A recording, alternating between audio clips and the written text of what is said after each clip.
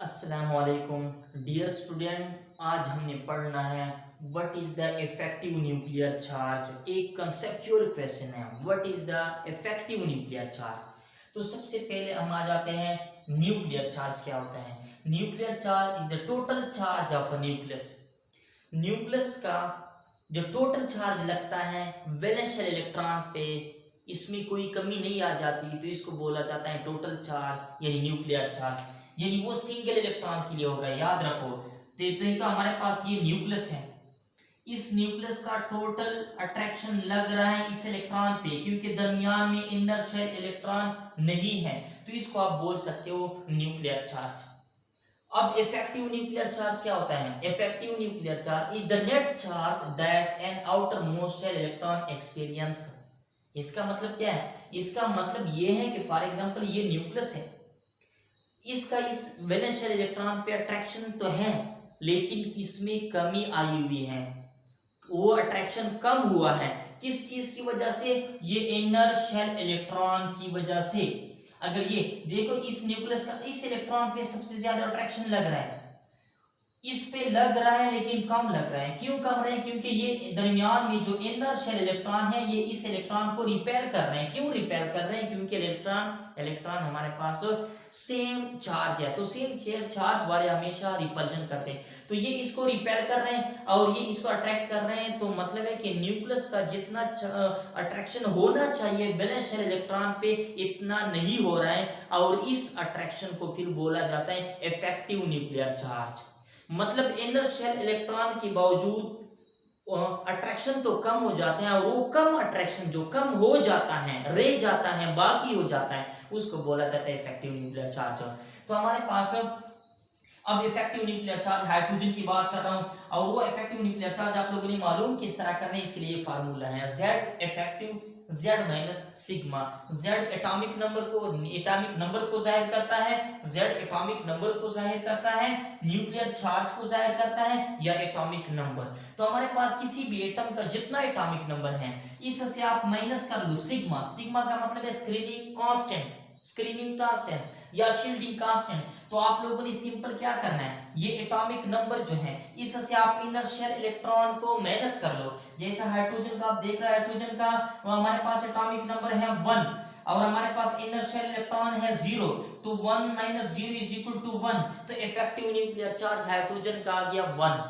तो इसके बाद हम लिथियम का एटॉमिक नंबर है 3, तो फार्मूला हमारे पास है एटॉमिक नंबर माइनस सिग्मा, मतलब स्क्रीनिंग इफेक्ट या स्क्रीनिंग कांस्टेंट। तो हमने क्या करना है, एटॉमिक नंबर से इनर शेल इलेक्ट्रॉन को माइनस करना है। तो हमारे पास एटॉमिक नंबर तो 3 है, इनर शेल इलेक्ट्रॉन कितने हैं 1 2, तो 3 माइनस 2 हमारे पास 1 आ जाएगा। सोडियम को आप देखो, ये हम left to right top to bottom आ रहे हैं, ये हम टॉप टू बॉटम आ रहे हैं। इसके बाद हमारे पास एटॉमिक नंबर है सोडियम का 11, इसके बाद 11 11 माइनस 10 क्या है, 10 इनर शेल इलेक्ट्रॉन है 2 जमा 8, तो हमारे पास 11 माइनस 10 हमारे पास आ गया 1। तो अब यहाँ पे आप देखो 1 1 1, इसका मतलब ये है कि हम ग्रुप्स में आ रहे थे, टॉप टू बॉटम आ रहे थे, तो इसका मतलब ये है कि टॉप टू बॉटम हम आएंगे तो इफेक्टिव न्यूक्लियर चार्ज हमारे पास सेम होगा। टॉप टू बॉटम आएंगे तो इफेक्टिव न्यूक्लियर चार्ज सेम होगा। अब यहाँ पे हम इसकी तरफ जा रहे हैं, पीरियड्स में जा रहे हैं, तो हमारे पास है मैग्नीशियम। तो मैग्नीशियम का हमारे पास 1s2, पहले शेल में 2 इलेक्ट्रॉन, इसके बाद 2s2 और 2p6, हमारे पास के शेल में 2 इलेक्ट्रॉन, एल शेल में हमारे पास 8 हो गए, एम में हमारे पास 1। तो अब हमारे पास क्या हो गया, मैग्नीशियम 1e2, हमारे पास मैग्नीशियम में कितने हो गए 2। अब हमारे पास एटॉमिक नंबर तो इसका कितना है, फार्मूला हमारे पास effective is equal to Z minus sigma, atomic number minus sigma. तो हमारे पास एटॉमिक नंबर तो 12 है, इनर शेल इलेक्ट्रॉन हमारे पास मैग्नीशियम में कितने हैं 10, तो 12 माइनस 10 इज इक्वल टू क्या हो जाएगा 2।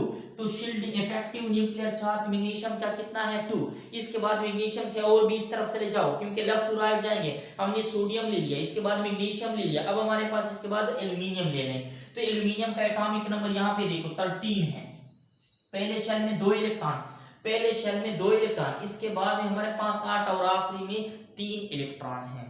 तो अब हमारे पास एटॉमिक नंबर कितना है 13 है, 13 तो एटॉमिक नंबर है, Z से शो हो सकता है, और इसके बाद -10 इनर्शियल इलेक्ट्रॉन को माइनस कर लो तो 3 आ जाएगा।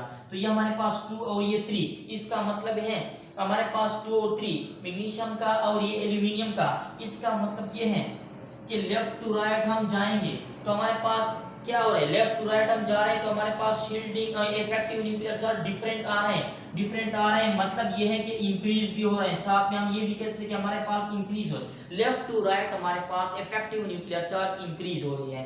अब हमारे पास ये हो गया, तो मेन मकसद जो हमारे पास था वो ये था, सिंपल बता रहा हूं कि ये न्यूक्लियस है, ये इलेक्ट्रॉन है। अब इस न्यूक्लियस और इलेक्ट्रॉन के दरमियान अट्रैक्शन है तो इसको बोला जाता है, और दरमियान में इनर शेल इलेक्ट्रॉन नहीं है तो इसको बोला जाता है न्यूक्लियर चार्ज या टोटल न्यूक्लियर चार्ज। अब अगर हम क्या कर ले, ये न्यूक्लियस है, ये वैलेंस शेल इलेक्ट्रॉन है, इसके दरमियान इनर शेल इलेक्ट्रॉन भी है, तो ये inner shell electron outer shell electron को रिपेल करता है, तो न्यूक्लियस का जितना चार्ज इस पे लगना चाहिए इतना नहीं है, या न्यूक्लियस का जितना अट्रैक्शन है, जितना अट्रैक्शन होना चाहिए वैलेंस शेल इलेक्ट्रॉन और न्यूक्लियस के दरमियान इतना नहीं है, तो जो इतना नहीं है इसको बोला जाता है इफेक्टिव न्यूक्लियर चार्ज। और सिंपल मालूम करने के लिए हमने क्या करना है, एटॉमिक नंबर से इनर शेल इलेक्ट्रॉन को माइनस करना, तो हमारे पास वो आ जाएगा आपके पास इफेक्टिव न्यूक्लियर चार्ज।